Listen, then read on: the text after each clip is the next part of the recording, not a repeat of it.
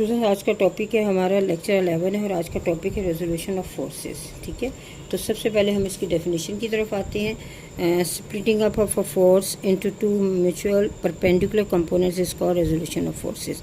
यानी एक फोर्स को इसके दो परपेंडिकुलर कंपोनेंट्स में डिवाइड करने को हम क्या कहते हैं, उसे हम रेजोल्यूशन ऑफ फोर्सेस कहते हैं। ठीक है, ये इसकी डेफिनेशन है। अब हम इसकी एक्सप्लेनेशन की तरफ आते हैं। इसके लिए आपको एक फ़िगर ड्रॉ करनी पड़ेगी। ये फिगर आपको नज़र आ रही है। अलॉन्ग एक्सिस जो है आपने एक वेक्टर ड्रॉ किया है दिस डायरेक्शन में, और इस सबसे पहले आपने यहाँ से एक्स एक्सिस और वाई एक्सिस ड्रॉ किया है। इसके बाद आपने ओरिजिन के ऊपर एक फोर्स जो है ये एफ ली है। ठीक है, ये अलॉन्ग एक्सिस जो है एंगल थीटा बना रही है। अब आपने यहाँ से एक परपेंडिकुलर ड्रॉ किया है एक्स एक्सिस, तो इस तरीके से आपके पास जो डायग्राम बन जाती है वो एक राइट एंगल ट्राइंगल बन जाती है। ठीक है, और अलॉन्ग एक्स एक्सिस जो है ये फोर्स जो है ये पार्ट जो है एफ एक्स कहलाता है। अलॉन्ग वाई एक्सिस जो है ये पार्ट जो है हमारे पास एफ वाई जो है वो कहलाता है। ठीक है, यानी इसमें आपने क्या करना है, draw two perpendicular A B. ठीक है, draw perpendicular on the x axis from the point A से आपने ड्रॉ करना है। और according to head to tail rule अगर हम देखें तो O A that is the resultant of vector.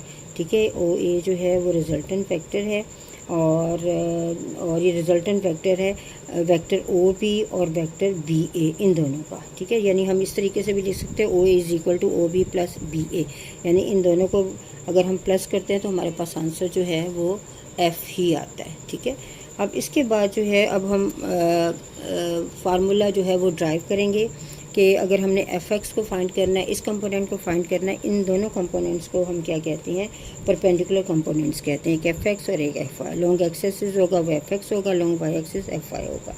अब हमने वो फार्मूला निकाला है जिसमें हम एफ एक्स की मैग्नीट्यूड जो है वो निकाल सकते हैं। अब अगर हम दोनों का रिजल्टेंट निकालें तो this force is equal to the sum of this two forces, यानी एफ इक्वल होता है F X plus F Y के। अब हमने एफ एक्स और एफ वाई का मैग्नीट्यूड निकालना है तो हम एक ट्राइंगल ले लेते हैं, राइट एंगल ट्राइंगल, वो है ओ बी ए। अब इसमें अगर आपके पास जो है एफ एक्स ओवर एफ यानी ओ बी को डिवाइड करें। देखिए, एक राइट एंगल ट्राइंगल के जो पार्ट्स होते हैं जो हम उसके बारे में हम देखते हैं कि उसके पार्ट जो हैं उन्हें हम क्या कहते हैं। ठीक है, ये एंगल है। ठीक है, और इस पार्ट को हम क्या कहते हैं, इसे हम बेस कहते हैं। ठीक है, जिसके ऊपर आगे, और ये हाइपोटेन्यूस है। ठीक है, और ये बेस है, और एंगल के सामने जो पार्ट होता है उसे हम क्या कहते हैं, उसे हम परपेंडिकुलर कहते हैं। क्या कहते हैं, परपेंडिकुलर कहते हैं। ये बेस बन जाता है, ये परपेंडिकुलर है, और इसे हम क्या कहते हैं, हाइपोटेन्यूस। ठीक है, यानी 90 के एंगल के सामने हाइपोटेन्यूस है, इस एंगल के सामने परपेंडिकुलर, और ये हमारा बेस है। अब इसके बाद हमारे पास जो इसके ट्रिग्नोमेट्रिक रेशो आ जाते हैं, एक साइन आ जाता है, एक कॉस आ जाता है। यहाँ हम साइन और कॉस को ही लेंगे। अब कॉस को सॉल्व करने के लिए क्या होगा, कॉस का फार्मूला क्या है, कॉस का फार्मूला है base over base divided by hypotenuse, और साइन का फार्मूला क्या है, उसका फार्मूला है परपेंडिकुलर डिवाइडेड बाय हाइपोटेन्यूस। ठीक है, अब हम देखते हैं आसानी से हमारा ये सॉल्व हो जाएगा।